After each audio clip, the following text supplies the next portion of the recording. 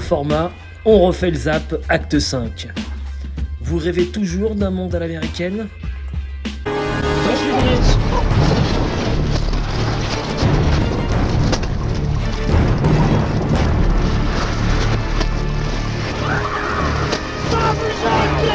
I got him. Keep the taser on.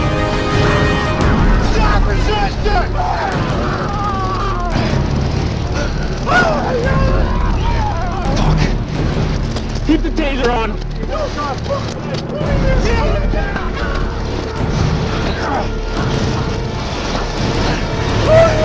Get on your back! Get on your back! On your back! All right. Get on your back! Fucking back! My God! My God! Oh, goodness! All right, be my ass. Get the fuck on your back!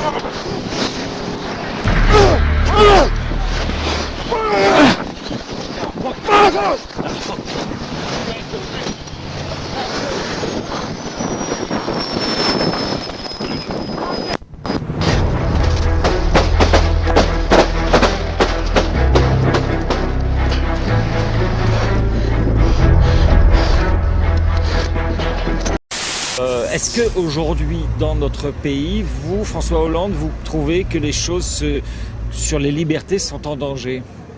Je crois qu'au nom d'une cause qui est juste, nécessaire, lutter contre le terrorisme, on est en train de faire des amalgames et des confusions. C'est-à-dire que celui qui n'est plus dans la norme, qui peut avoir un comportement déviant, qui peut parfois même être au-delà de la loi, peut être assimilé à un terroriste, ce qui là est une atteinte grave aux libertés. Aujourd'hui, on a affaire à des terroristes, donc on doit les traiter Allez, comme des terroristes. François, crache le morceau. Pourquoi le pouvoir politique fait ça Allez, selon sors ta vous ? pyramide. Ouais. Je crois qu'il y a d'abord une espèce de mouvement politique, c'est-à-dire de donner le sentiment qu'il y a une menace et que le pouvoir y répond. Donc il y a une intention politique qui est... Et le gouvernement a les moyens d'arrêter ces centaines de casseurs professionnels dont on connaît les identités. Alors pour faire face à cela, l'État a décidé d'affecter des militaires de l'opération antiterroriste Sentinelle pour surveiller des bâtiments officiels et plusieurs autres points fixes. Un geste fort qui a déclenché de vives réactions sur notre plateau. C'est une erreur totale de faire ça. D'accord, mais écoutez, franchement, on est en train de présenter comme une idée scandaleusement révolutionnaire ce qui est dans toutes les gares, dans tous les aéroports. Vous avez partout... Contre qui, monsieur Bayrou? C'est dans les gares. Contre les terroristes. On sait très bien ce qu'on fait. Le symbole, il est là. Moi, j'ai entendu des députés de La République En Marche, Madame Claire Aupetit pour la citer, qui a comparé ce matin les manifestants à des terroristes. Donc on sait ce qu'on fait. J'ai entendu le gouverneur de Paris nous dire ce matin que l'ouverture du feu n'était pas exclue. Je le cite. Mais c'est absolument pas nouveau que les forces sentinelles relèvent des forces de police. Pourquoi c'est pas les Black Blocs que vous ciblez, les casseurs professionnels? Mais vous ne savez, changez vous pas de les sujet. connaissez. Ne changez pas de sujet. C'est eux qui cassent. Vous essayez de faire c'est eux qui croire brûlent. que les Et le forces font sentinelles vont brûler. être face aux manifestants. Non. Vous voulez diaboliser les manifestants, les Français qui râlent et qui ont bien raison de râler parce que vous ne répondez pas à leurs revendications sociales et démocratiques. Parmi ils inventeraient la menace alors ? Non, je crois qu'ils ne l'inventent pas. Il y a quand même des actes qui se sont produits, les caténaires, mais on lui donne un sens qui n'est pas le bon et on lui donne une portée, on en fait un acte terroriste comme pour justifier l'intervention sécuritaire du pouvoir et son efficacité. Même à la France en colère, ce qui prouve que vous avez la colère molle. Mais ça, c'est dû à votre âge. Avec un peu de temps, ça viendra.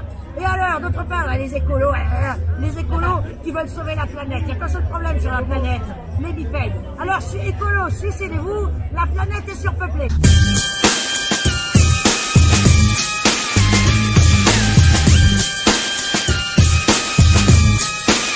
Oui, voilà, effectivement. Allez, on va voir.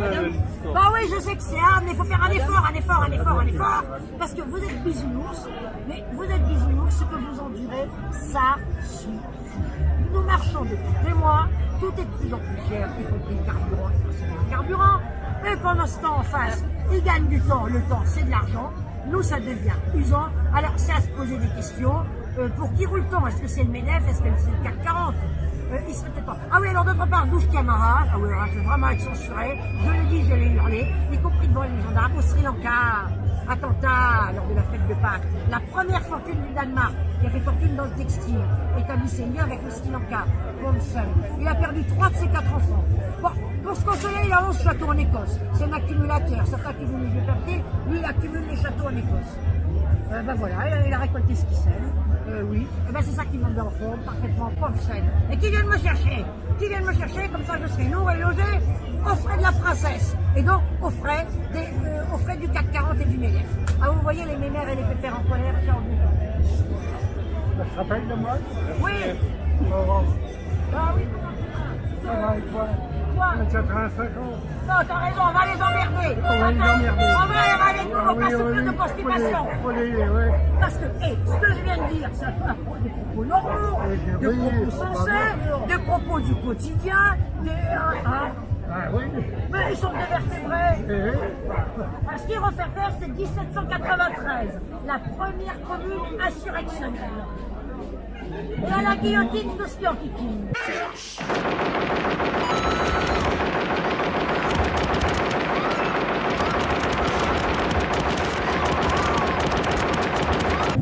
Ça fera une attraction sur la plage de la Concorde, la guillotine. Voilà. Et la banlieue viendra jouer au ballon avec les têtes décapitées. Et les charognes seront faites par les pitbulls. Ça fera du spectacle, au moins le Crillon, le Palace, ils ont besoin d'avoir pas l'air Crillon. Exactement. C'est la seule solution. Et une révolution bolchevique aussi, c'est pas mal. Ils ont fusillé un tsar, nous on se laisse faire par les têtes de l'âme. Tiens, exprime-toi, parce qu'on va dire qu'on est un coup. Exprime-toi, mon gars. Oh non, c'est surtout celui des forces de l'ordre. Si bien dit, moi je pourrais pas dire mieux alors. Oh, t'es trop modèle, je sais que tu vas me séduire. Mais ça c'est encore une ruse pour baratiner. Non. Comme toi, non. Je te connais depuis longtemps, je sais que tu dis. Alors, tu es d'accord? Il faut passer à la vitesse supérieure. Exactement. Sinon on joue au cartes. On cultive les rosiers. On serait pas là sans ça. Ah bah alors, on lâche rien. Et de toute façon, plutôt négatif que séropositif.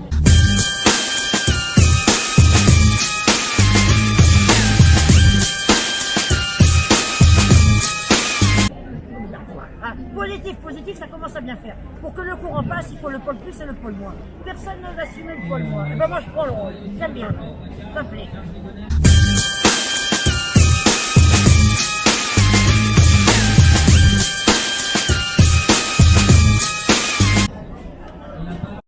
Il n'y a que la violence. Ça peut être de la claque dans la tête à quelqu'un, c'est-à-dire tu ne sais pas que tu es en train d'obéir. Je te mets une claque dans la tête, du coup, tu perds tes lunettes, tu te secoues la tête et tu vois une réalité alternative. Et puis, au niveau social, la claque dans la tête, c'est les gilets jaunes. Les gilets jaunes, c'est une claque dans la tête d'un système qui ne se perçoit pas lui-même comme système d'aliénation.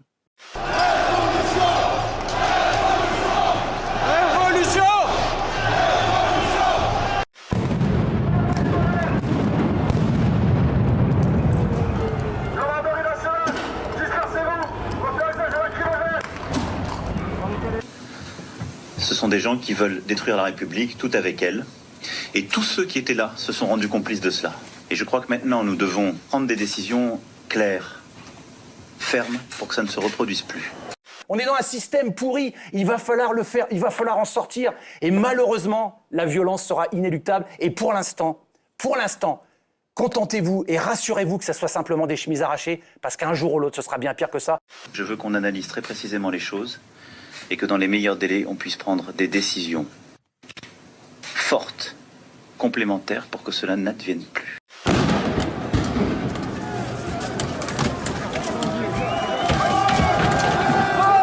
Alors, surtout, ce qui est très important, c'est un rapide coup d'œil, surtout ne pas s'apesanter, ça fait plouc.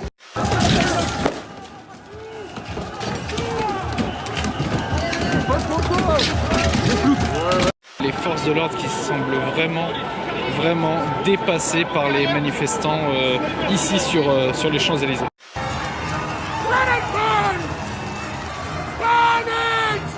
Le Fouquet's, il a été tout d'abord pris à partie.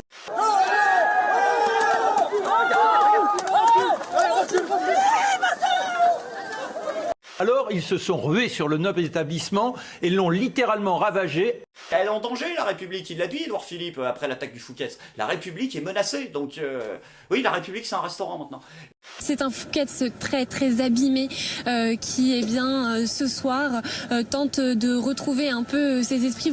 Tout est sans dessus dessous. C'est inadmissible. Oui, c'est inadmissible, dites-vous. Tout le monde connaît le symbole. La branchitude, ça passe et ça dépasse et ça trépasse. Tandis que ici, ça reste chic et élégant. Ça, c'est chic. C'est à peine si tu oses poser tes baskets sur la moquette. En 1985, cette cérémonie honore les milliardaires de la planète. Il n'y a pas un prépuce. Ah non, c'est sûr. Une vie qui est très compliquée, parce que c'est pas suffisant d'être milliardaire, il faut le rester. Vous savez, il y a une espèce dans tous les restaurants, une espèce d'autosélection qui se fait, les gens qui arrivent et qui se comportent mal ou pas bien, je veux dire, on n'a pas envie de les voir, on les met dehors. Ça fait du bien. Ouais, allez manger de la merde, madame. Bande de salopards, là. C'est un symbole. Et c'est pour ça que ça me fait plaisir. Je suis contre la casse du petit commerçant, comme on peut voir malheureusement certaines voitures de prolo, quoi, au final. Voilà, là, ça, on s'en fout, quoi. Ça, c'est l'oligarchie. Tant mieux si c'est pété. Si ces personnes ne sont pas contentes de l'emblème que ça représente, eh bien qu'ils aillent un peu à l'école, qu'ils passent des diplômes, qu'ils se mettent au travail et ils auront peut-être une vie un peu plus riche. Parce que là, il y a quand même beaucoup de feignants qui se plaignent. Hein. Faut pas déconner. Les Champs-Élysées, je suis désolée, ce n'est pas représentatif des Français, d'accord? Donc, vous voulez quoi, qu'on vive tous dans des cabanes? Vous ne m'écoutez pas, oh là là, c'est pénible au bout d'un moment. Putain, regarde, t'as vu ce qu'ils en ont fait là? Oh là là. Ils veulent manger leur steak.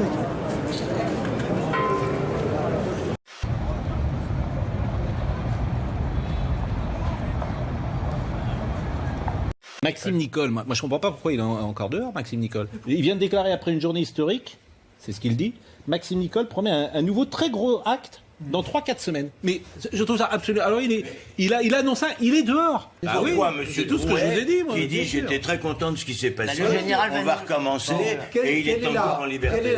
Eh bien, dans certains pays, et dans des pays très démocratiques, aujourd'hui, il serait enfermé, excusez-moi, parce que ça n'existe plus, à Guantanamo. Drouet doit être mis en tôle. Moi, je dis, quand Maxime Nicole dit ça, je suis étonné qu'au minimum, on ne l'interroge pas. Éric Drouet appelle aujourd'hui à bloquer les raffineries et les ports. C'est la prochaine étape pour lui. Est-ce qu'avec ce qu'annonce le Premier ministre, là, on va pouvoir l'interpeller? Oui, mais c'est ça. On s'étonne qu'Éric Drouet puisse encore l'ouvrir, pardon de dire ça, mais... Le mouvement est à la fois radicalisation, ça on le savait depuis le mois de décembre, mais de crétinisation aussi. C'est-à-dire qu'on est dans le n'importe quoi total. C'est le système judiciaire qui est quand même dramatiquement en cause, parce que tu dois mieux connaître les chiffres que moi, mais j'ai vu que depuis le début, il y avait eu 2000 arrestations, 1000 mises en examen, 70 personnes en prison. On ne peut pas en sortir. Il y avait 10 000 personnes avant-hier à Paris, vous mettez tout le monde en garde à vue. Mais s'il le faut, oui. Non, mais discussion, parce que si tu commences à choper les gens lorsqu'ils arrivent la première fois en comparution immédiate et qu'ils vont immédiatement en prison pendant 3 mois, 4 mois, 6 mois, le week-end suivant, non mais le week-end suivant, ils vont peut-être pas être aussi nombreux. Je suis sans des tests de QI à les manifestations, il n'y aurait pas grand monde. Je dis simplement, pas faux. La France est un pays où l'état de droit, je dirais, est surdéveloppé. Tant mieux pour ces gens-là, mais il y a un moment, il faut quand même être capable d'arrêter ce genre de violence. Vous êtes comme moi et à mon avis beaucoup de ceux qui nous regardent. Vous êtes une évidence. Hors de vous quand vous entendez dire qu'on est un pays liberticide.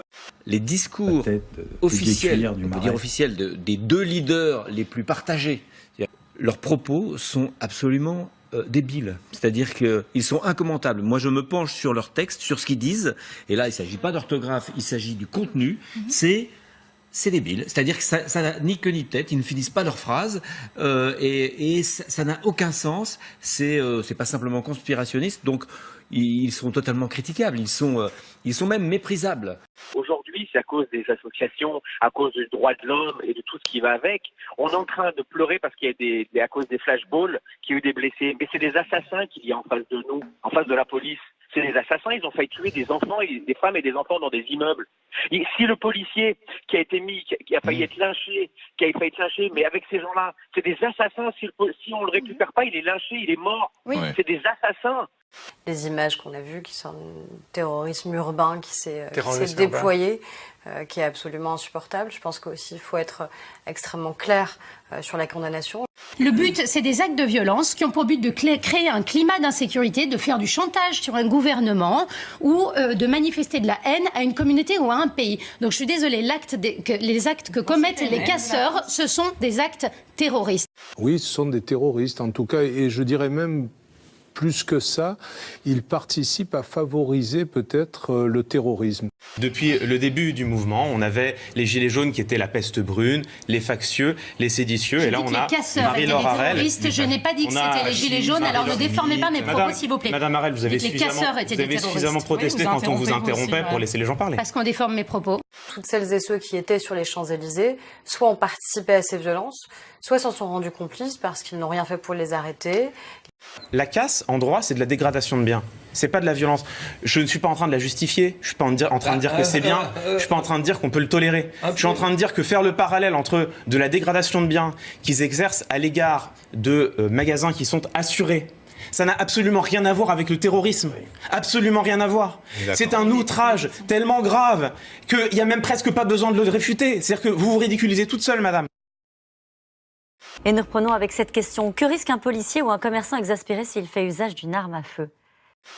Aux États-Unis, par exemple, il est évident qu'une grande partie de ces gens-là seraient actuellement, les gens qui ont attaqué directement les forces de l'ordre, auraient subi une réplique létale. Ils seraient morts. Ils seraient morts tirés dessus ou blessés, bien entendu, et personne ne remettrait en cause la légitime défense des policiers. Il faut tirer à balles réelles. Je suis désolé, je vais choquer. Aux États-Unis, tirer à balles réelles. Hein. Non, mais... oui, je veux dire qu'aux États-Unis, si on s'en prend un flic, les collègues, ils tirent. Hein. Bah oui. Mais il n'y a pas qu'aux États-Unis. Il faut saluer le sang-froid de nos policiers. Hein. C'est des assassins qu'il y a en face. Et ces gens-là, il faut les éradiquer.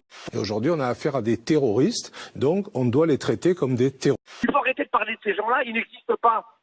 C'est pas les Black Blocs, c'est les gilets jaunes. Quand vous voyez les revendications qui sont taguées, c'est la haine de l'argent, la haine du capitalisme, la haine de la richesse. C'est l'ultra-gauche beaucoup, ouais. Non, mais là... Moi, je suis choqué de ce qui se passe en France. Aujourd'hui, on dit Castaner n'a pas pris des décisions, mais il a les mains liées, on n'a pas le droit de frapper, un manifestant. Ils ne font rien. Au lieu de faire venir l'armée, tirer dans l'OTAN. Il y a dans ce mouvement une violence mais incroyable et vous au fond vous en accommodez tout à fait tout en disant je suis pacifiste moi etc. N'empêche que vous abritez ça, ça se nourrit chez vous, c'est très gênant. Monsieur Pro, il y en a marre aujourd'hui sur les Champs-Élysées insulter de la sorte. Vous avez un premier de la classe, Monsieur Griveaux, qui nous traite de terroristes, d'analphabètes, d'antisémites. On se prend toutes les insultes du monde. Si à un moment donné on se mettait à vous insulter, la seule insulte qu'on entend dans la manif, c'est tête de con pour Macron. C'est tout, ça s'arrête là. À un moment donné, stop quoi. Moi je suis pas un terroriste et je commence à en avoir marre qu'on appelle mes camarades des terroristes. On est à 4 mois sans réponse, il n'y a rien qui change, on n'est toujours pas entendu, on est méprisé. Et puis voilà. Mais donc, ça veut dire quoi? Ça veut dire que vous assumez ce qui s'est passé?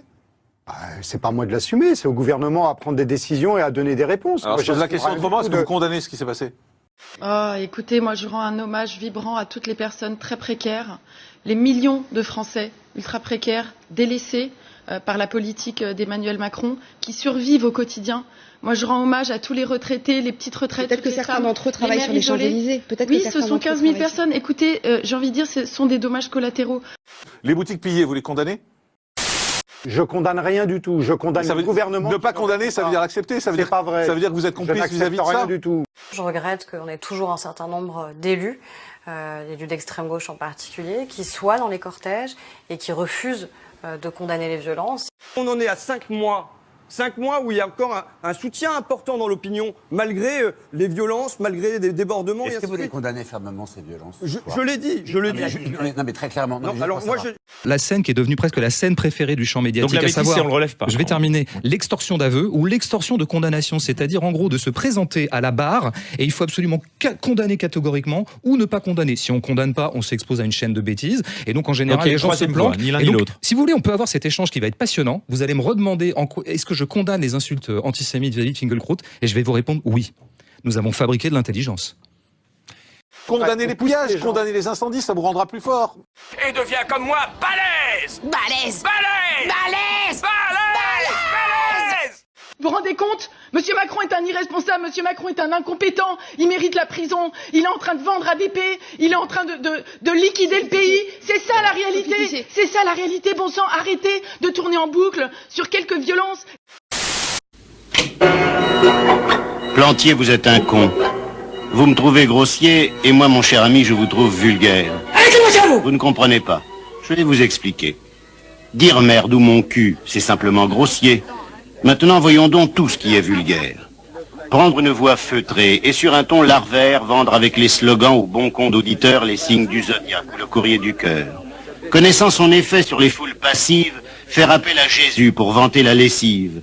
Employer les plus bas et les plus surmoyens, faire des émissions sur les vieux, sur la faim, le cancer, enfin jouer sur les bons sentiments afin de mieux fourguer les désodorisants, tout cela c'est vulgaire, ça pue, ça intoxique, mais cela fait partie du jeu radiophonique. Vendre la merde, oui, mais sans dire un gros mot. Tout le monde est gentil, tout le monde il est beau. Mais là, mon cher Plantier, vous ne pouvez comprendre. Et dans un tel combat, je ne puis que me rendre. Alors Plantier, salut. Je préfère me taire, je crains en continuant de devenir vulgaire. Robocop, chacun son truc. Ah, moi je préfère être de mon côté, au moins je dors bien la nuit quoi. Voilà. Ah c'est bien, ça fait caméra interposée. Il y a combien de personnes derrière la vôtre? La DGSI, 4-5 dans un bureau. C'est pas fini. Non, c'est pas fini. Ah, tu sais, c'est pas grave. Pardon? C'est bien, et vous êtes fiers, c'est bien? Ah bah oui, je suis content moi. C'est bien. Ben moi je dors bien le soir. Est-ce que vous voulez dormir, c'est pas sûr. Ces CRS à la protection renforcée sont censés intervenir au milieu de la foule. La réaction de celle-ci est violente. Ils doivent faire demi-tour. La BAC fait un usage sans retenue des lanceurs de balles de défense. Les balais lacrymogènes sont aussitôt renvoyés à l'expéditeur.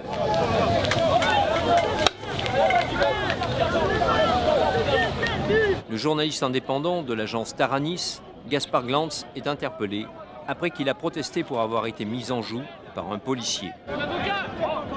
J'aurai moi-même l'occasion de constater que les journalistes sont désormais dans la ligne de tir. La plupart des fonctionnaires de la BAC sont en noir. Si ce n'était le brassard police, on les prendrait pour ces Black Blocs dont Christophe Castaner annonçait la venue en masse. D'ailleurs, certains, au mépris des consignes, ne portent pas leur brassard. Avait-il le projet d'infiltrer la manifestation? Et dans quel but? Ce comportement ambigu pose question. Les interpellations se font plus ou moins au hasard et surtout, n'importe comment.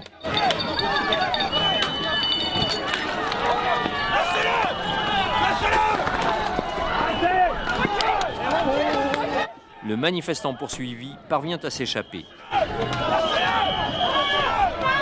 Ces interventions mal maîtrisées contribuent à l'ambiance de chaos, ainsi que les brutalités injustifiées auxquelles s'abandonne une nouvelle fois la BAC. Le matin, les manifestants criaient aux forces de l'ordre « Ne vous suicidez pas, rejoignez-nous ». Après une après-midi de tirs de LBD en violation de toutes les consignes d'usage, de grenades de désencerclement et de gaz lacrymogène, les manifestants crient désormais « Suicidez-vous ».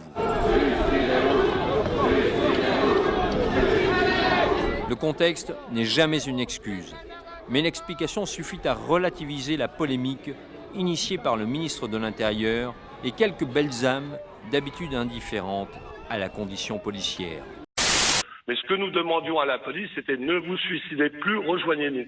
Donc vous n'êtes pas forcément objectif dans tout ce que vous montrez à la télé. Tout ce qui s'est passé entre nations et...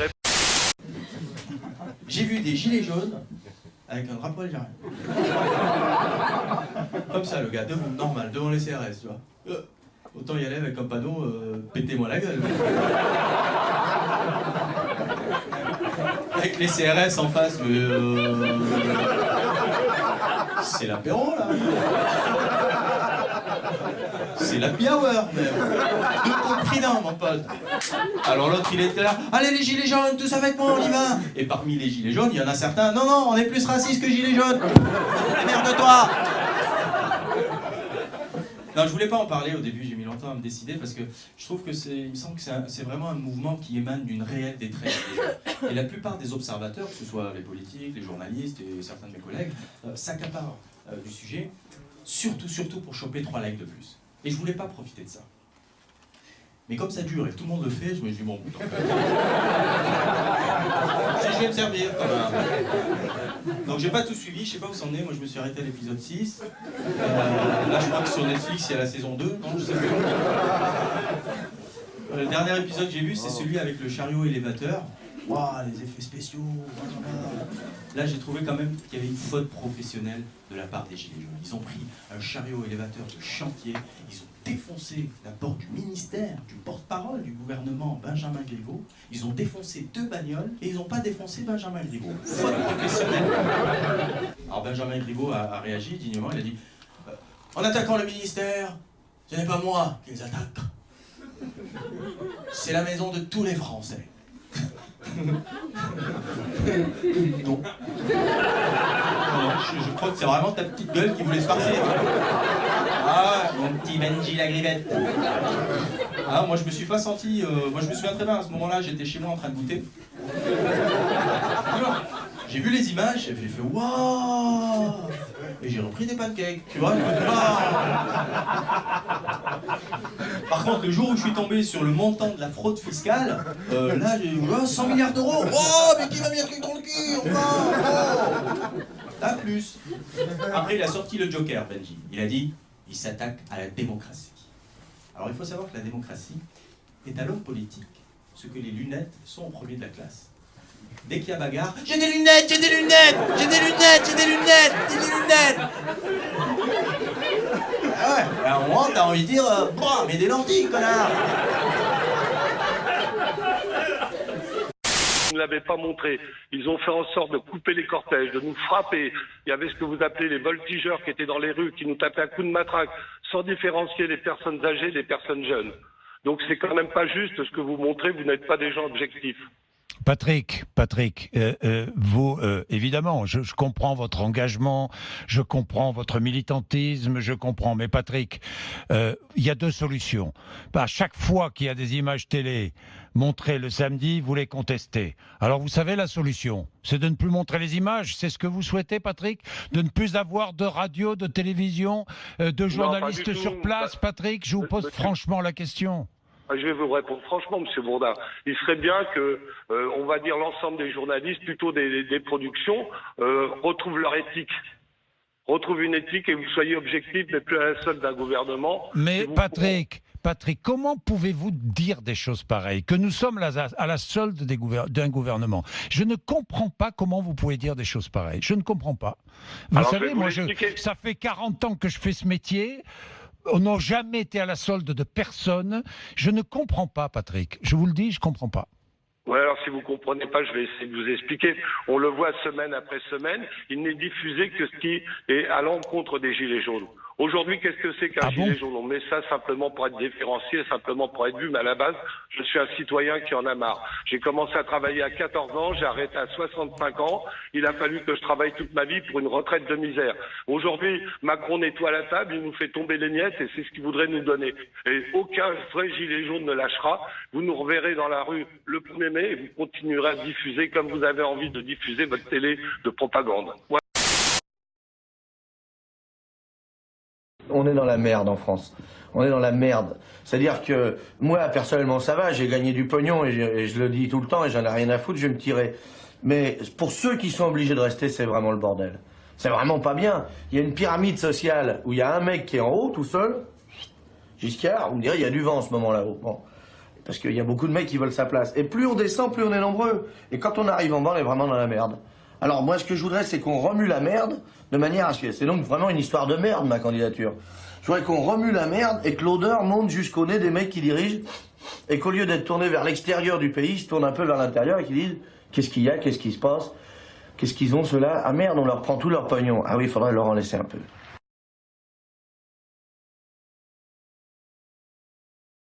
Au lieu de le bordel, il ferait mieux d'aller regarder oui, mais ils peuvent pas avoir des postes là-bas, parce qu'il y en a qui ont les qualifications pour le faire. Hein. Parce que c'est notre projet.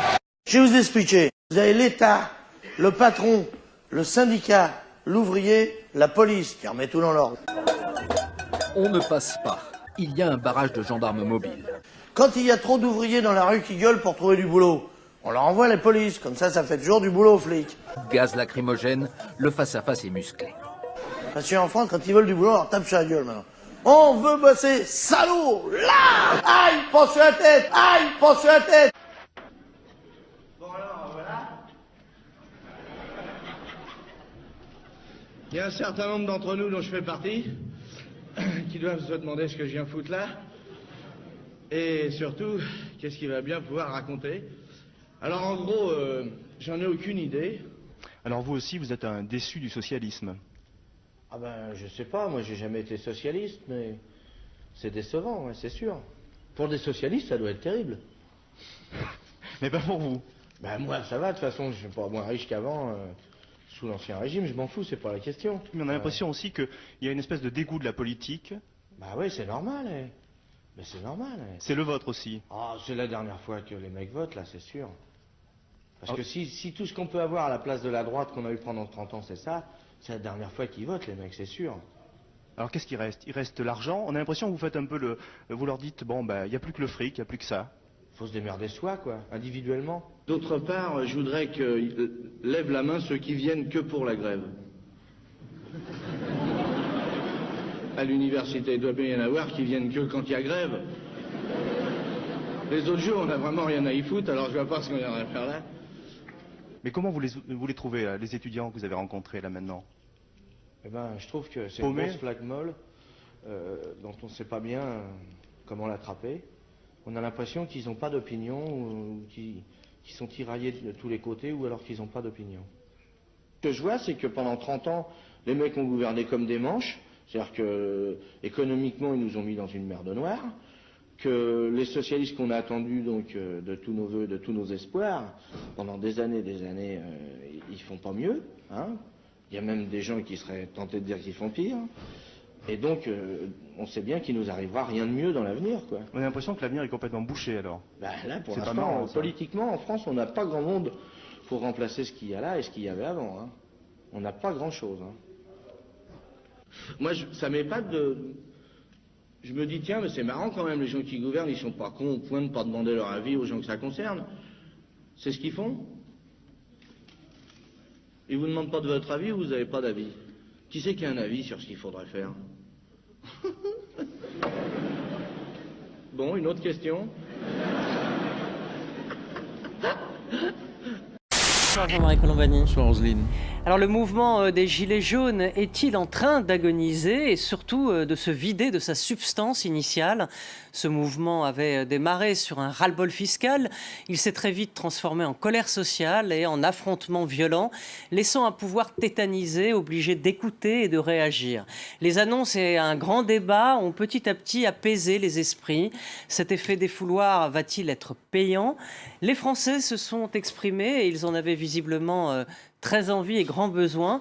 Alors aujourd'hui, des gilets jaunes qui persistent, ils ne persistent dans le fond qu'une colère brute, parfois irrationnelle, d'où a émergé un goût pour la violence, l'antisémitisme, le racisme, le complotisme, bref, tout ce qu'il y a de pire chez l'homme. Peut-on encore parler de gilets jaunes, d'un mouvement des gilets jaunes? Mais c'est quoi aujourd'hui ce mouvement? Qu'est-ce qu'il est devenu? Est-ce que c'est dans le fond devenu une espèce d'écurie de branquignoles qui aiment la voltige? Non mais c'est vrai. Non mais attendez. Non. Alors, il y a un moment, quantitativement, quand on les écoute aujourd'hui, c'est pas très rationnel. Je pense qu'il ne faut pas regarder. Bonjour. Est-ce que vous avez essayé de vous renseigner sur les petits-enfants que vous avez à toucher? Est-ce que vous savez ce qu'ils sont devenus?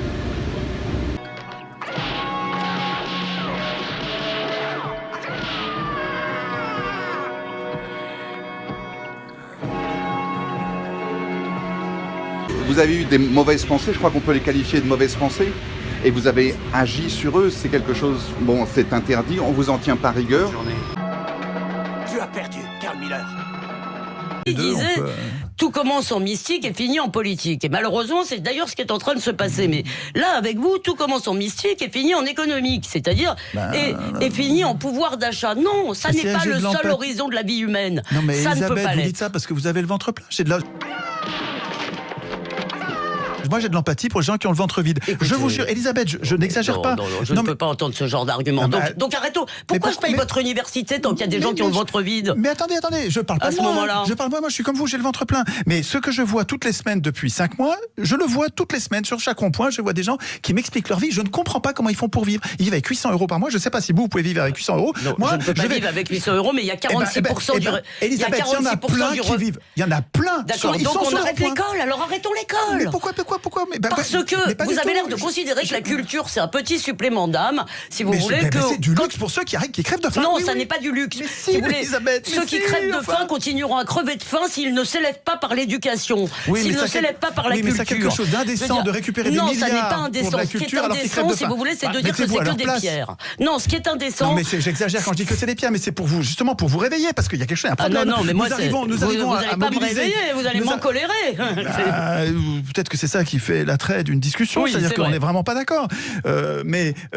Quand vous trouvez des milliards en 24 heures, comme s'il y avait de l'argent partout, en fait, qu'il suffisait de se baisser pour le trouver, pour restaurer un tas de pierres qui vient de brûler, j'exagère exprès, ok. Quand vous crevez de faim, vous pouvez vous dire, à mon avis, moi j'ai de l'empathie pour les gens qui se disent. Je n'ai pas dit que je n'avais pas d'empathie. Pour nous, il n'y a pas de pognon, et pour eux, pour leur luxe, pour leur petit plaisir de culture, il y en a. Eh ben, ils trouvent ça pas juste. Moi, j'ai de l'empathie et du respect pour eux. Ils ont envie de participer à la décision politique de ce refinancement. Alors ça, c'est une autre question. On n'est pas d'accord là-dessus, mais je peux l'entendre. En revanche, si vous voulez, moi j'ai de l'empathie et du respect pour les gens qui, je ne crois pas qu'ils meurent de faim. Non, ils ne meurent pas de faim. Moi, ils souffrent de faim. Qui souffrent, non pas de faim, qui souffrent. Si, non, le 15, le frigo est vide. Ça, c'est vos mots. Laissez-moi, Étienne, laissez-moi employer mes mots, s'il vous plaît. Laissez-moi avoir mon regard sur ce que je vois. Je ne pense pas, effectivement, que nous soyons dans un pays où les gens meurent de faim dans leur ensemble. Et même massivement. D'accord, on n'est pas d'accord. Des gens dont vous n'imaginez pas la pauvreté. Mais d'accord, mais on n'est pas d'accord. Mais par ailleurs, je pense réellement, ça, les gilets jaunes. Vous insultez les gens. Mais pas du tout. Pour moi, non mais. Alors moi, je l'entends comme une insulte, si vous voulez, quand vous semblez dire on doit choisir. Excusez-moi, si la France existe, si, je veux dire, aujourd'hui la France existe, c'est aussi parce que des gens ont transmis des choses qu'ils pensaient plus grandes qu'eux. Et donc, je veux dire, autant si vous voulez, quand on arrive à Notre-Dame des touristes, je trouve ça écœurant, et là-dessus, on va se rejoindre. Absolument, oui. Si vous voulez, là vraiment, je me suis atterré. Autant, si vous voulez, dans cet élan populaire, et y compris, bon, je veux dire, bien sûr qu'ils veulent se faire de la pub, tous ces riches, mais y compris de la part de ceux-là, si vous voulez, je veux dire, ça n'est pas la même chose de faire du mécénat en quelque sorte, et je veux dire, ils injectent de l'argent dans l'économie. Ouais, l'argent qu'ils nous ont volé. Ils injectent de l'argent qu'ils nous ont volé. Enfin, ils font ça depuis des siècles, ça va bien. Non mais quoi. Écoutez, et par ailleurs, j'aimerais que vous me disiez. Ils te volent des milliards et ils te donnent des millions. J'aimerais que vous me disiez. Non mais arrêtez de faire croire aux gens que si. Non mais d'accord. Mettons Bernard Arnault et Pinot, exproprions-les. Je veux dire, prenons-leur tout ce qu'ils ont fait et vous verrez si le résultat va améliorer le sort de qui que ce soit. Parce que pour commencer, ce que vous allez faire, si vous voulez, c'est que vous allez déjà non seulement perdre les emplois de leur groupe, si vous voulez, mais perdre le prestige.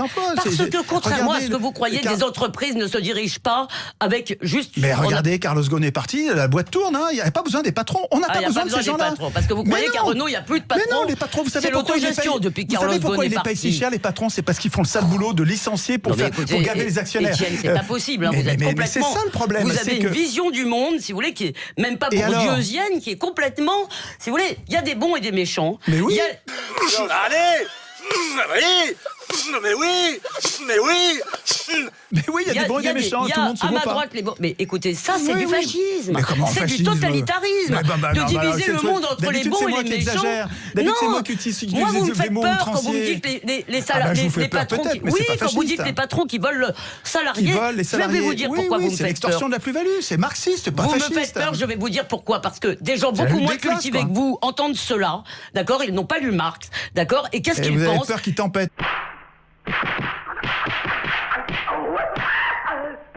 ben vous faites bien d'avoir peur, parce que c'est incroyable qu'ils soient aussi gentils de laisser faire. Ils pensent, si vous voulez, que ça leur donne le droit d'aller tout casser, que ça leur pas donne... tout casser, mais de protester contre la rapine.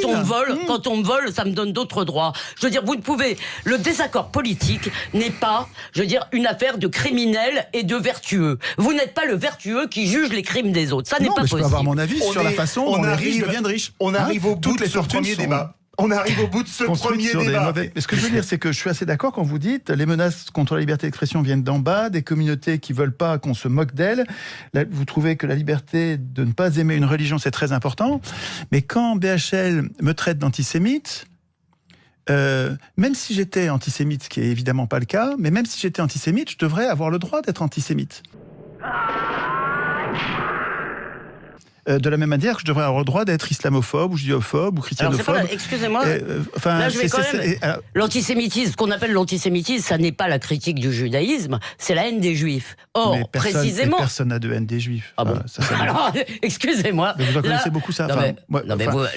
Excusez-moi, je crois que je devrais vous emmener faire un petit tour en Seine-Saint-Denis et puis je vais vous expliquer. Mais bon, on va peut-être pas ouvrir ce front-là maintenant, mais là, vous charriez grave, comme disent les jeunes, mais bon, passons. Dans les gens que je connais, et j'en connais beaucoup, des jeunes, j'en vois circuler, j'ai des classes, moi, ça fait 35 ans que j'ai des classes, et de haine des juifs. Donc les juifs sont partis, si vous voulez, parce qu'ils sont tous fous, parce qu'ils sont tous dingues. Non, mais il y a sûrement des gens qui haïssent les juifs, comme il y a sûrement qui haïssent des catholiques. Combien de juifs ont été tués en France, excusez-moi, combien de juifs ont été tués en France depuis que Mohamed Merah est rentré? Non mais, je sais pas. Je veux dire, par temps de paix, excusez-moi pour... De ce que je vis, ça me paraît...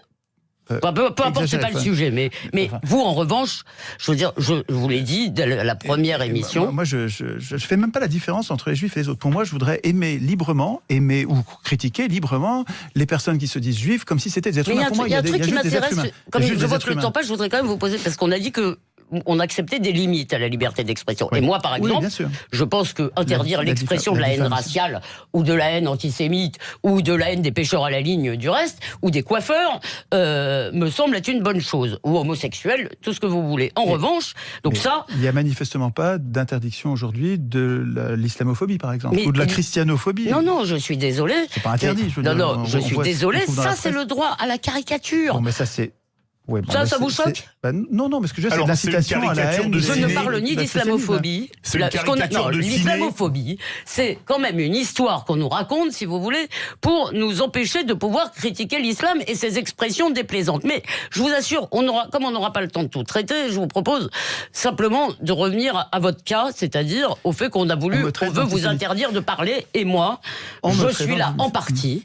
Précisément parce que j'aime la liberté et parce que, je veux dire, nous avons des désaccords, mais quels que soient ces désaccords, je suis là parce que si vous étiez antisémite ou si je vous considérais comme antisémite, moi je ne parlerai pas avec vous. Et si vous étiez, pas aimer une religion, c'est très important. Vous devriez pouvoir. Mais parce que c'est pas la même chose. Vous n'avez pas l'air de comprendre la différence entre la critique d'une religion et la haine, l'antisémitisme. Chez les nazis, si vous voulez, il n'y avait pas de. Non mais j'essaye juste de. Je parle. Je vous assure, j'essaye pas de faire de comparaison. Quand on parle de l'antisémitisme, on ne parle pas de la critique d'une religion. Les gens qui nous parlent d'islamophobie essayent d'assimiler toute critique de l'islam à la haine des musulmans. Voilà ce qui se passe. C'est-à-dire que quand on dit, je veux dire que, effectivement, je suis désolé. On puisse le sentir. Enfin, quand on voit les couvertures de tous ces journaux qui sont, à mon avis, littéralement islamophobes. Dont le mien, moi j'ai fait beaucoup de. Eh bien, moi j'estime de se mettre à la place des musulmans en y voyant de la haine. Non, on peut peut-être aussi dire aux musulmans que l'une des grandeurs de l'Europe, c'est la capacité de revenir sur soi, la capacité d'autocritique, la capacité d'entendre des choses qui vous blessent. Et vous n'avez pas l'impression qu'il y a 2 poids, 2 mesures là?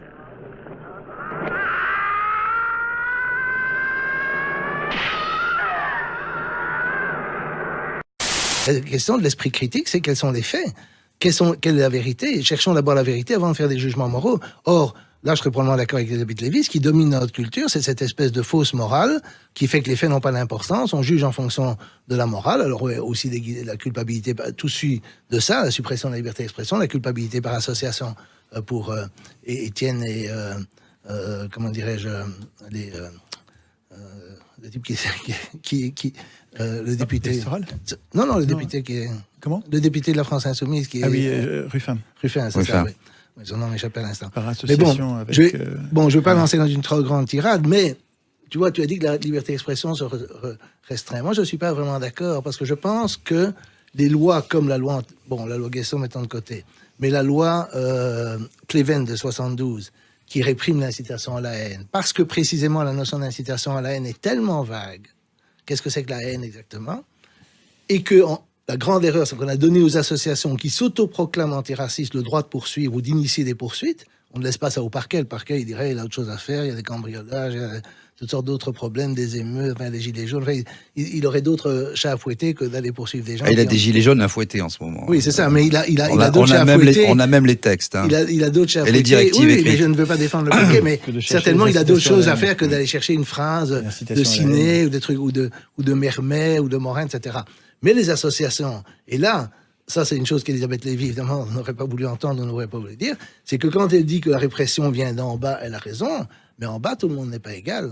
Tout le monde n'est pas égal. Quand Oriana Fallaci, je vais donner cet exemple, qui est une polémiste italienne qui maintenant est morte, mais avait écrit La rage et l'orgueil, qui était un livre évidemment très, on va dire islamophobe pour simplifier, mais bon, dans ce livre, elle dit les musulmans se multiplient comme des rats. Elle dit ça. Elle a fait la première page de l'Express, ou je ne sais plus si c'est l'Express ou Le Point, un des deux, la femme qui ose défier l'islam.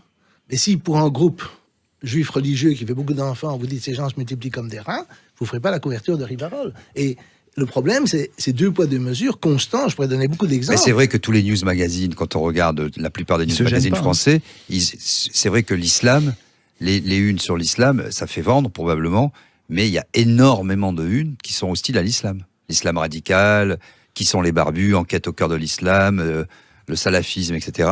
C'est vrai que... Oui, mais les fils d'Allah, ça c'est le mot qu'utilise Oriana Fallaci, c'est pas les djihadistes, les fils d'Allah, c'est des gens qui sont musulmans. Il y a 1,5 milliard... Bon, alors, sur le djihadisme, je voudrais quand même faire une remarque. S'il y a 0,1% de fanatiques dans un groupe, je pense que c'est pas beaucoup. Mais sur 1,5 milliard de gens, de musulmans, bon, à peu près 1 milliard, 1,5 milliard, ça fait 1 million de fanatiques. 1,5 million de fanatiques, ça peut faire beaucoup de mal. Et donc, ça donne évidemment un peu l'ordre de grandeur de tous ces groupes djihadistes fanatiques qui existent. L'immense majorité des musulmans, même quand ils sont bigots, il y en a qui sont très bigots, mais il faut distinguer la bigoterie et le fanatisme. Les gens qui sont bigots, mais ils ne font pas de mal à une mouche. Ça a été la même chose chez les catholiques. Et donc, c'est une chose qu'il faut... Mais, par exemple, je voudrais encore citer juste un petit texte. Bon, je ne vais pas dire l'auteur tout de suite, mais je vais donner le texte d'abord. Si l'on regarde une carte du monde en allant vers l'Est, au-delà des frontières de l'Europe, c'est-à-dire de la Grèce, le monde démocratique s'arrête. Donc l'Inde, on en trouve juste un petit confetti avancé au Moyen-Orient, c'est l'État d'Israël. Après, plus rien jusqu'au Japon. Entre Tel Aviv et Tokyo, règnent des pouvoirs arbitraires dont la seule manière de se maintenir est d'entretenir, chez des populations illettrées à 80%, une haine farouche de l'Occident en tant qu'il est constitué de démocratie. Philippe Val. Bravo. Mais d'ailleurs, c'est cité à l'époque par le plan B qui a disparu. D'abord, évidemment, il y avait les 3 pays au monde, il y avait plus de 80% n'étaient pas situés entre Tel Aviv et Tokyo. Mais c'est quand même extraordinaire. Je veux dire, ça, c'est évidemment, on m'a dit, c'est pas raciste. Alors, j'ai cité ça dans un débat, on m'a dit, c'est pas raciste. Non, c'est pas raciste. C'est l'incitation à la haine je l'appelais la haine anti-tiers-monde. C'est-à-dire, tous ces pays qui nous sont hostiles, bien que l'Inde, je ne sais pas s'ils nous sont hostiles, mais tous ces pays, par définition, nous sont hostiles, parce que ce sont des pays non alignés, sont des pays du tiers-monde, sont des pays pauvres, etc. Et ces gens-là sont des fanatiques qui nous détestent, non pas pour le colonialisme, non pas pour l'impérialisme, non pas pour les guerres, non pas pour le pillage des ressources, rien. Parce que nous sommes des démocraties. Je veux dire, c'est délirant. D'accord ? Et c'est pour ça que je ne suis pas d'accord pour dire, qu'il n'y a pas de liberté d'expression, parce que pour lui, il y a une liberté d'expression totale, il n'y aura jamais de poursuite. Pour Oriana Fallaci, il y a une liberté d'expression totale. Et il y en a aussi, je ne sais pas, je vais encore donner un exemple d'un auteur que Elisabeth Lévy aime bien, mais malheureusement elle n'est pas là, c'est notre ami Finkielkraut. Il dit, je suis né à Paris, je suis fils d'immigrants polonais, mon père a été déporté, etc., il est rentré d'Auschwitz en France. Alors il dit une phrase que je trouve extraordinaire, il dit, ce pays, donc la France, mérite notre haine. Ce qu'il a fait à mes parents était beaucoup plus brutal que ce qu'il a fait aux Africains. Qu'a-t-il fait aux Africains ? Il n'a fait que du bien. Bon, alors il a été attaqué là-dessus. D'abord dire qu'il n'a fait que du bien, même si on dit que le colonialisme a un bilan globalement positif, que du bien, ça veut dire qu'il n'y a même pas eu une petite ratonnade, pas un petit massacre, rien du tout. pas un dommage collatéral. Déjà, l'expression est absurde. Je veux dire, la liberté d'expression totale est totale pour Finkielkraut. Évidemment. Et alors, ce qui m'énerve aussi chez lui, c'est un philosophe. Mais qu'est-ce que ça veut dire, ce pays? Et ça, c'est un des trucs qui est central dans ce que j'appelle la religion de l'Holocauste. C'est ce pays mérite notre haine. C'est quoi ce pays? C'est les collaborateurs à l'époque, les collaborateurs allemands à l'époque. C'est l'ensemble des Français de l'époque. C'est l'ensemble des Français pour les siècles des siècles. C'est quoi? Le pays, c'est une abstraction. Un pays ne peut pas aimer ou ne pas aimer un pays. On aime des gens et donc les habitants du pays. Est-ce que les habitants de ce pays doivent payer ou porter la culpabilité de l'Holocauste pour les siècles des siècles? Ce qui est implicite dans ce genre de proposition et qui est en pratique, évidemment, utilisé par tous les spécialistes de la mémoire. Mais vous savez que c'est un débat qui est toujours présent en France, hein, notamment sur Vichy. Alors, il y a des présidents jusqu'à Mitterrand, etc. Et puis c'est Chirac, ensuite, qui a reconnu la responsabilité de la France. Hein. Il disait jusqu'à présent, on disait la France, c'était pas Vichy. Et puis bon, c'est devenu Vichy. Qu'est-ce que vous pensez de ça? Est-ce que la France, justement, est-ce qu'on peut, à un moment, regarder cette histoire de France bien en face, dans les yeux, la confronter au réel, ou est-ce qu'il y a des lignes de fracture? Il y a des lignes qu'on ne peut pas franchir. Non, mais attendez. C'est ça la question centrale. La question de savoir ce que ça veut dire la France. Ce qu'il faudrait, c'est que Jean lise l'article 1 et l'article 2 de l'édit de Nantes. C'est remarquable. Il faut prendre le temps de le lire lentement. Oui, je vais le lire. On va remonter jusqu'à Henri IV. Mais oui, non, mais tu vois, parce que c'est exemplaire. Nous devrions faire ça aujourd'hui. C'est-à-dire que si on rabâche sans arrêt les horreurs que les uns ont fait aux autres, on n'arrive pas à se pacifier. C'est comme la vendetta, quoi. Oui, mais le problème, si tu veux, il faudrait lire le texte de la. Non, mais déjà sur cette question, quand même, parce que c'est quand même intéressant. Oui, mais je vais répondre. C'est très intéressant ce que Mitterrand a dit, parce que dans une interview à la fin de sa vie, on lui a dit, oui, mais il voudrait que vous reconnaissiez que Vichy, c'était la France. Il a dit, Vichy, c'est pas la France. Et ça, il avait quand même resté, même si j'aime beaucoup, pas du tout Mitterrand. Il a toujours été constant là-dessus. Il restait ce degré, ce petit truc de dignité française, et il a dit, c'est pas la France. Et alors, on lui a dit, mais que feront vos successeurs? Il dit, ils feront ce qu'ils voudront. Et alors, mais la revendication continuera. Il dit, peut-être pendant 100 ans. Qu'est-ce que ça veut dire? Ça ne sert qu'à entretenir la haine. Et là, il a tout à fait raison. En Belgique, on a des villes qui se sont excusées, Liège, Anvers, etc., pour ce qu'elles avaient fait pendant la guerre. Mais les villes n'ont rien fait pendant la guerre. Les villes, c'est des abstractions. C'est l'administration communale de l'époque, dont tous les gens sont morts, dont les partis ont disparu, ont changé, etc. Et donc, c'est très facile aussi, pour moi, de dire « Oh, je suis vraiment désolé de ce que la ville de Bruxelles a fait. » Mais moi, c'est hypocrite, c'est rien du tout. C'est vraiment comme, je sais pas, c'est vraiment le remplacement du christianisme. Hein, on va payer, d'abord, on va aussi dire que les Juifs étaient un peu déicides. À l'époque où l'Église a commencé à céder là-dessus, bon, ils avaient raison d'abandonner cette absurdité, on a commencé à avoir la culpabilité collective pour l'Holocauste. Et alors, évidemment... on prier pour nos péchés, Jésus est mort sur la croix pour nos péchés, des trucs, on se demande où il y a une temporalité historique là-dedans. Et tout ce genre d'absurdité qu'il y avait dans la religion a été transféré sur la culpabilité collective. Bon, mais je vais citer les articles, donc c'est Henri IV. C'est les interdits moraux, en fait. Hein. Oui, mais ça fait une pression, ça crée une pression, parce qu'alors, évidemment, c'est ça ce qui est légitime. S'il n'y avait pas tout ce schéma mental, quand BHL traite de choix d'antisémite, il y aurait des hurlements dans la salle. Si quelqu'un faisait une pièce et traitait Elisabeth Lévy ou Finkielkraut d'islamophobe, il y aurait des hurlements dans la salle, parce que c'est pas pareil. Mais antisémite, ça va si on accuse quelqu'un d'antisémite, les 3 principes que je donne, 1, quelle est la définition, 2, quelles sont les preuves, 3, où sont les droits de la défense, ne s'appliquent pas à aucun des 3. Parce que la définition n'existe pas. Je veux dire, je vais donner les articles de l'édit de Nantes. Donc l'édit de Nantes, c'est tout à fait remarquable. Il reconnaissait les droits aux protestants. Henri IV, après les guerres de religion pour mettre fin aux religions. Mais alors évidemment, l'enchaînement des rancunes.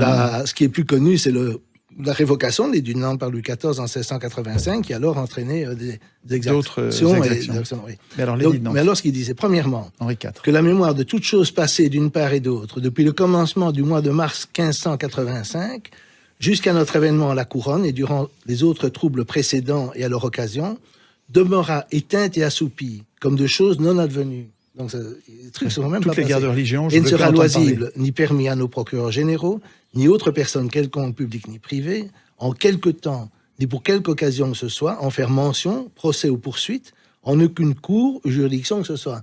Donc c'est l'inverse exact de la loi Guesson. On ne veut plus entendre parler des guerres de religion, on veut éteindre le feu. Le truc de la haie, le devoir de mémoire, ça, non. C'est le contraire du devoir de mémoire. C'est exactement ça le contraire. Maintenant, ici, si vous me parlez encore de l'Holocauste, vous allez en prison, quoi. C'est fini, on ne fait plus chier avec ça. C'est l'exact opposé de ce qu'on fait maintenant, ou avec le colonialisme, ou tout ce que vous voulez. Article 2, défendant à tous nos sujets de quelque état et qualité qu'ils soient, d'en renouveler la mémoire, s'attaquer, ressentir, injurier, ni provoquer l'un l'autre par reproche de ce qui s'est passé. Donc, vous pouvez pas dire ah mais toi sale blanc, t'es un colonialiste. Vous pouvez pas dire non, non mais vous êtes antisémite. Il y a une entreprise de pacification de force, par Henri IV en disant arrêtez de vous disputer, je vous interdis de vous disputer. Ça s'appelle un pays, normalement. Oui, pour refaire la société. Pour quelque cause et prétexte que ce soit, en discuter, contester, quereller, ni s'outrager ou s'offenser de faits ou de paroles. Donc, mais se contenter de vivre paisiblement ensemble comme frères, amis et concitoyens, sur peine aux contrevenants d'être punis comme infracteurs de paix et perturbateurs du repos public. Prochain spectacle de BHL, hop, on envoie la gendarmerie, le type est en prison, perturbateur de l'ordre public. Incitation à la haine. Parce que ça, c'est aussi... C'est de l'incitation à la haine. C'est l'incitation à la haine de Chouard. Mais seulement, Chouard n'est pas une race, donc ça va. Et c'est la même chose avec toutes les autres citations que je vous ai données. Je veux dire, chaque fois, il y a ce truc qui est extrêmement irritant. Il faut rappeler que Ciné, il faut pas... Je vais terminer avec l'exemple de Ciné. Ciné a repris une information qui avait été donnée par un type de la LICRA dans Libération, qui était fausse apparemment, mais comme quand le fils de Sarkozy allait épouser une héritière de Darty, et pour cela se convertir à la religion juive. Et il avait rajouté, il fera du chemin, ce petit. Et c'est tout ce qu'il a dit. Ouais. Il a repris l'article de Libé, il a dit, il fera du chemin dans la vie, ce petit. Chassé Charlie Hebdo, traîné au tribunal pendant des années, il a fini par gagner. Heureusement, les cours sont plus raisonnables que les associations antiracistes, ça c'est vrai. Mais n'empêche, ça lui a pourri la vie pendant tout un temps. Et évidemment, c'est très dissuasif, parce que moi, l'argent, j'ai pas les relations qu'il a, si le petit Jean Bricmont se fait traîner au tribunal, etc., il n'y aura pas de mobilisation comme il y a eu pour Ciné, etc. Et donc, je dois faire attention à ce que je dis, beaucoup plus que comment dirais-je, pour ça que Ciné. Moi, je peux témoigner en tout cas, parce que j'ai vécu cette histoire, forcément, puisque je m'occupais d'un journal et je m'en occupe toujours, Lyon Capital. Et c'est vrai que quand je regarde les journalistes, je peux témoigner de ça, pour changer de millénaire, comme dit Geneviève Visantin, que les gens, chaque fois, surtout les journalistes, se déterminent par rapport à ce qu'on pourrait penser d'eux, par rapport à quelque chose qui est un interdit moral, pas simplement parce qu'ils sont pénétrés du fait que c'est mal, ou que c'est horrible, ou que la personne a dit quelque chose. Donc c'est vraiment de la souffrance par contamination, et c'est une espèce de catharsis vraiment collective que font tous les journalistes, ou tous les bien-pensants, en disant « Ah, je lui parle pas », même si je suis convaincu à titre personnel que c'est un petit bien, qu'il n'est pas comme ça, je lui parle pas parce que si je lui parle, je vais être contaminé, et après je vais contaminer tout le monde. Et je pense, en fait, c'est de l'égoïsme, de l'égocentrisme. Donc je dis ça par rapport aux institutions et à l'individu aussi. Mais moi, je peux donner mon expérience personnelle.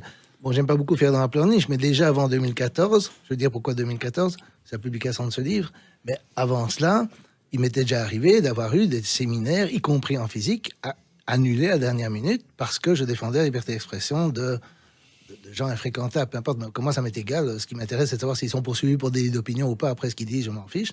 Donc, j'avais signé une pétition pour Renoir, qui était un néo-nazi. Bon, rien à voir avec lui, mais il a été mis en prison pendant 1 an, mais pas les gens en prison pendant 1 an pour délit d'opinion. Donc voilà. Et donc, on m'a supprimé les séminaires, etc. Mais il n'y avait pas grand-chose. Mais quand il y a eu la sortie du livre, j'avais été invité à une émission de Tadi, aujourd'hui disparue, qui était Ce soir ou jamais. J'appelle ça, dans mon cas, Ce soir et plus jamais. Donc, j'ai été là. Il y avait un débat sur la liberté d'expression de Dieudonné. Ils ont fait venir Nab, qui a tapé sur Dieudonné. Le panel était à peu près 7 personnes. Il y avait 8 personnes, on peut dire. Il y en avait un qui était un peu de mon côté, mais disons, on pourrait dire que c'était 6 contre 1, plus ou moins, 7 contre 1. Et alors, il y avait un truc très comique à la fin. J'étais tellement énervé que j'ai dit, méfiez-vous, parce que les gens répètent cette phrase de Voltaire. Je croyais qu'elle était de Voltaire, elle n'est pas de Voltaire, mais enfin, ça, il y a beaucoup de phrases attribuées à Voltaire qui ne sont pas de lui. Méfiez-vous, parce que les gens disent, Voltaire aurait dit, que si vous voulez savoir qui a le pouvoir, demandez-vous de qui on ne peut pas parler. Et alors, Jean-François Kahn, qui était à côté de moi, m'a dit, cette phrase est antisémite. Mais qu'est-ce que c'est comme meilleure démonstration que de dire que c'est les Juifs qui ont le pouvoir? Parce que je lui ai dit, mais elle n'était pas antisémite à l'époque de Voltaire. Certainement pas. Voltaire était antisémite, mais certainement la phrase ne désignait sûrement pas les Juifs à cette époque-là. Sûrement pas. Et donc je lui ai dit, qui l'a rendue antisémite? Pourquoi elle est devenue antisémite? Et alors, c'est frappant après ça, je remarque, bon, maintenant je suis content d'être invité chez vous, mais je me rends compte que, alors qu'avant j'étais quand même raisonnablement invité, y compris chez Tadi, l'émission de Tadi a disparu un peu après, il a été attaqué nominalement par plusieurs journalistes pour m'avoir invité, alors j'étais seul presque contre tous, et que je n'ai rien dit d'excessif. En fait, il y a une vidéo qui a été faite par un ami qui est d'origine juive d'ailleurs, qui a fait une émission où il dit quand Jean Bricmont parle de Dieudonné sans être interrompu. Et c'est une vidéo qui a fait 400 000 vues, j'ai jamais fait autant de vues, qui a été faite, qui a été mise sur le web pour me permettre de dire ce que je n'ai pas pu dire parce que j'étais interrompu tout le temps dans l'émission sur Dieudonné. Mais après ça, moi je me rends compte, j'ai disparu. Je veux dire, il y a encore une émission scientifique, il y a 1 an, je suis invité, des invités à la dernière minute, etc. Pour des trucs qui n'ont rien à voir avec Israël, dans la politique, rien du tout, avec les sciences et tout de sens. Donc moi je me rends compte que j'ai disparu depuis 5 ans, de débats qui avaient lieu. D'ailleurs, on m'a dit ça, à l'ULB, on m'a dit, oui, mais tu sais, on peut plus t'inviter. Bon, qu'est-ce que j'ai fait? Mais qu'est-ce que j'ai fait? Je n'avais rien dit sur les Juifs, sur la culture juive, sur la religion juive. Je m'en fous. Je m'en fous de savoir qui est juif, qui n'est pas juif. Je ne sais même. Et j'ai écrit 10 livres avec des Juifs. 10 livres, dont Chomsky, mais pas seulement. Sokal, Finkielkraut, d'autres, Pierre Lévy. Enfin, j'en ai fait plusieurs. Des préfaces, livres avec, je veux dire, des préfaces ou des postfaces. Mais je veux dire, j'ai travaillé pendant des années. J'ai travaillé avec quelqu'un qui était un survivant d'Auschwitz. Je veux dire, comme physicien, je veux dire, c'est absurde. Non, et puis c'est pas du tout. C'est pas du tout. Plus pour la liberté d'expression. La liberté d'expression est pro-juive. Ils comprennent pas ça. Ça leur fait du